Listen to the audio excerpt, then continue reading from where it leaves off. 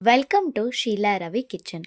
So ಇವತ್ತಿನ recipe ಬಂದು ಸಮೋಸ. ಇದಕ್ಕೆ ಗೋಧಿ ಹಿಟ್ಟು, ಉಪ್ಪು ಮತ್ತು ಎಣ್ಣೆ ಹಾಕಿ ಕಲಿಸ್ಬೇಕು.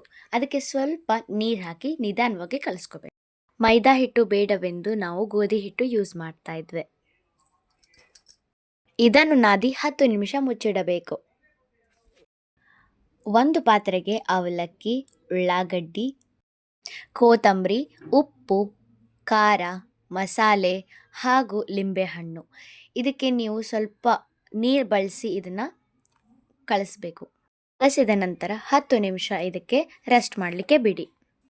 ಆಮೇಲೆ ಇದನ್ನು 5 ನಿಮಿಷ ಮುಚ್ಚಿಡಬೇಕು. ಇವಾಗ ಹಿಟ್ಟನ್ನು ಚೆನ್ನಾಗಿ ಮಿದ್ದಿ ಚಪಾತಿ ಥರ ಶೇಪ್ ಕೊಡಬೇಕು. ಆಮೇಲೆ ಇದಕ್ಕೆ ಕಟ್ ಮಾಡಿ ಟ್ರಯಾಂಗಲ್ ಶೇಪ್ನ ಕೊಡಬೇಕು.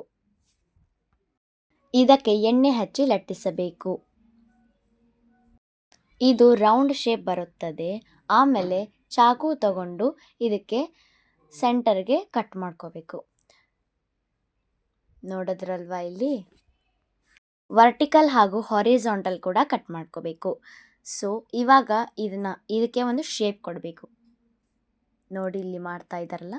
ಆಮೇಲೆ ಇದಕ್ಕೆ ಅವಲಕ್ಕಿ ಆಗಲ್ ಮಾಡ್ಕೊಂಡಿದ್ವಲ್ಲ, ಅದಕ್ಕೆ ಒಂದು ಶೇಪ್ ಕೊಟ್ಟು ಇಡಬೇಕಲ್ಲಿ. ಮನೆಯಲ್ಲೇ ಮಕ್ಕಳಿಗೆ ಇಷ್ಟವಾದಂತಹ ಗೋಧಿ ಹಿಟ್ಟಿನ ಸಮೋಸ. ಹಾಗೆ ಇದನ್ನು ಒಂದು ತಟ್ಟೆಗೆ ಇಟ್ಟುಕೊಳ್ಳಿ. ಇದು 2 ಶೇಪ್ ಥರ ನಾವು ಮಾಡಿ ತೋರಿಸ್ತಿದ್ದೇವೆ ನೋಡಿ, 2 ಥರ ಬರುತ್ತದೆ. ಸ್ಟವ್ ಆನ್ ಮಾಡಿ ಎಣ್ಣೆಯಲ್ಲಿ ಕಾಯಿಸಿ ನಿಧಾನವಾಗಿ ಇದನ್ನು ಫ್ರೈ ಮಾಡಿ. ಅದು ಒಂದು ಕಲರ್ ನಾವು ಎಷ್ಟು ನಿಧಾನವಾಗಿ ಕರಿಯುತ್ತೇವೆ ಅವು ಕ್ರಿಸ್ಪಿಯಾಗಿ ಬರ್ತವೆ. ಸ್ವಲ್ಪ ಇವಾಗ ನಿಧಾನವಾಗಿ ಇದನ್ನು ಫ್ರೈ ಮಾಡಿ. ಈಗ ಅದು ಕಲರ್ ಕೊಡುತ್ತೆ.